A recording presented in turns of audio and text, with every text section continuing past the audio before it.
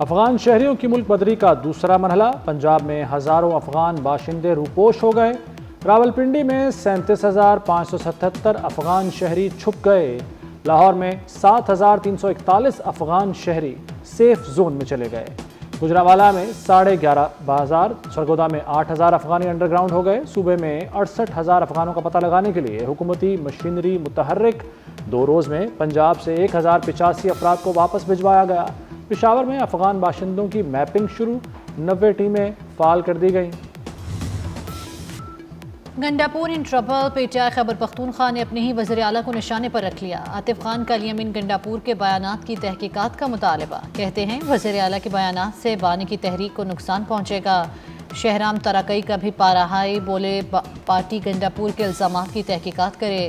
علی امین کے بیانات سے پی ٹی آئی کے ساکھ کو نقصان ہوگا۔ علی امین گنڈاپور نے رہنماؤں پر سازشوں کا الزام لگایا تھا۔ ٹیرف مذاکرات کے لیے پاکستان کا اعلیٰ سطح کا وفد امریکہ جائے گا، وزیر خزانہ محمد اورنگزیب کا اعلان۔ کہتے ہیں وزیر اعظم نے 2 کمیٹیاں بنائی ہیں، سیکرٹری تجارت کی زیر قیادت ورکنگ گروپ بنا دیا۔ ٹیرف معاملے پر مذاکرات پر غور کیا جا رہا ہے، ٹیرف اثرات سے نمٹنے پر کام ہو رہا ہے۔ امریکہ پاکستان کا بہترین پارٹنر ہے، وزیر خزانہ کا ترسیلات زر کو $36 ارب تک لے جانے کا عزم۔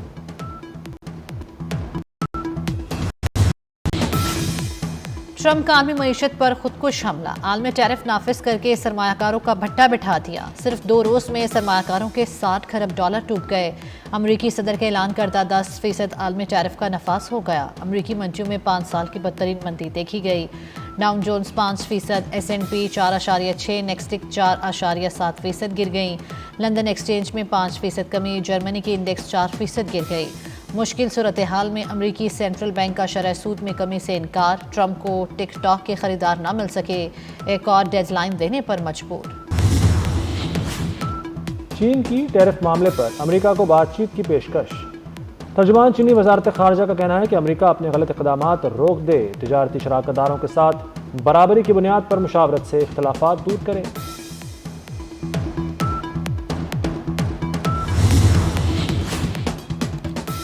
وزیر اعظم شہباز شریف سے امیر جماعت اسلامی حافظ نعیم الرحمان کا فون پر رابطہ، بجلی کی قیمتوں میں کمی پر وزیر اعظم کا شکریہ ادا کیا۔ شہباز شریف نے کہا مشکلات کے باوجود عوامی رائے کو ترجیح دی، ترقی کا سفر جاری رکھیں گے۔ دونوں رہنماؤں کا غزہ کی صورتحال پر اظہار تشویش، عالمی فورمز پر آوازوں کے عزم کا اعادہ کیا۔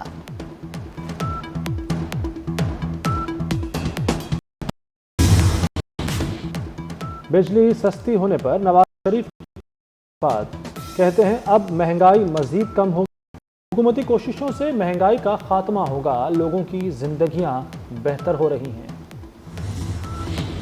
گورنر سندھ کا ٹریفک حادثے میں جاں بحق شخص کی بیٹیوں کے تعلیمی اخراجات اٹھانے کا اعلان، متاثرہ خاندان کو 80 گز کا پلاٹ دے دیا، ماہانہ اخراجات کے لیے بھی رقم پابندی دی۔ کامران ٹیسوری نے کہا کہ وہ شہر میں نفرت کی سیاست نہیں کریں گے، کلیشنکوف کے بجائے قلم دینے کے لیے آئے ہیں، لوگوں کو ٹرک کی بتی کے پیچھے نہیں لگائیں گے۔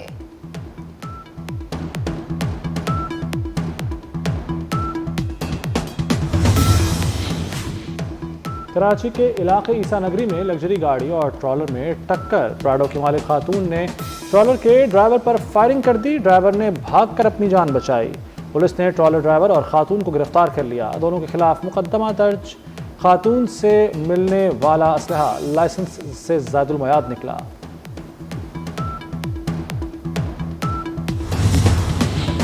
پنجاب میں نئے کار واش اسٹیشن بنانے پر پابندی عائد، خلاف ورزی پر فوجداری مقدمات بنیں گے، پانی کی قلت ممکنہ خشک سالی کے باعث فیصلہ کیا گیا، محکمہ ماحولیات نے نوٹیفیکیشن جاری کر دیا۔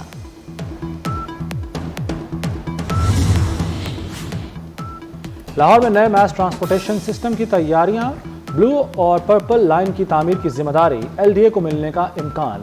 L D A engineering wing کے پاس انڈر گراؤنڈ ٹرین بنانے کی اہلیت اور تجربہ موجود ہے، میٹرو بس سروس اور اورنج لائن جیسا تاریخ ساز منصوبہ بھی مکمل کیا تھا۔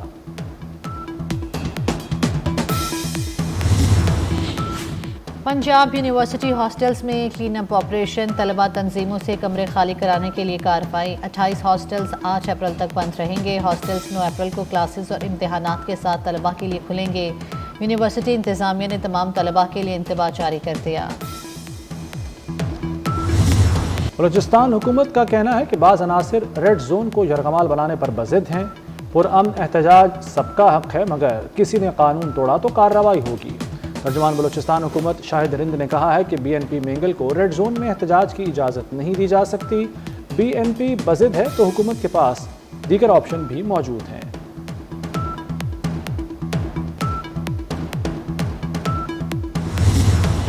پاکستان کا دہشت گردوں کے ہتھیاروں کے حصول اور استعمال پر تشویش کا اظہار۔ سلامتی کونسل اجلاس میں پاکستانی کونسلر عاطف رضا نے کہا، دہشت گردوں کے پاس افغانستان میں چھوڑے گئے ہتھیار موجود ہیں، ہتھیار پاکستان کے خلاف استعمال ہو رہے ہیں۔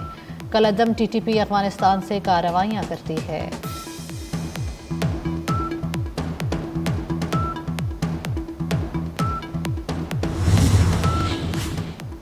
امریکی صدر نے ایران کو براہ راست مذاکرات کی پیشکش کر دی۔ صحافیوں سے گفتگو میں ٹرمپ نے کہا کہ ایران مصالحت کاروں کو استعمال کرنا چاہتا تھا، مگر شاید اب ایسا نہیں۔ امید ہے ایران براہ راست بات چیت پر آمادہ ہو جائے گا۔ ایرانی صدر کا بھی جواب آ گیا، کہتے ہیں امریکہ سے برابری کی سطح پر مذاکرات کے لیے تیار ہیں۔ امریکہ مذاکرات کرنا چاہتا ہے تو دھمکیوں سے گریز کرے۔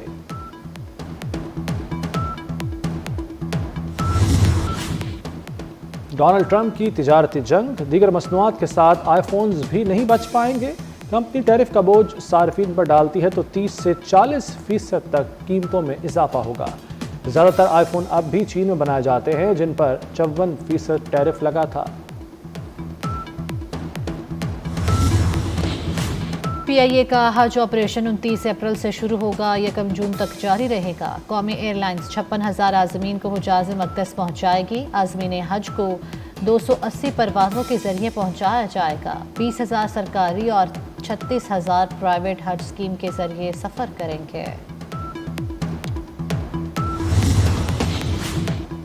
سخی سرور میں قدیمی میلہ جاری، ملک بھر سے اعلیٰ نسل کے ہزاروں خوبصورت اونٹ میلے میں پہنچ گئے۔ ویپاریوں کا بھی رش، خوبصورت اونٹوں کو دیکھنے کے لیے شہریوں کی بڑی تعداد امڑ آئی۔ رونالڈو کے 2 شاندار گول، سعودی کلب النصر نے الہلال کو 3 گول سے شکست دے دی۔ رونالڈو نے انٹرنیشنل کیریئر میں 931 گولز کا سنگ میل عبور کر لیا۔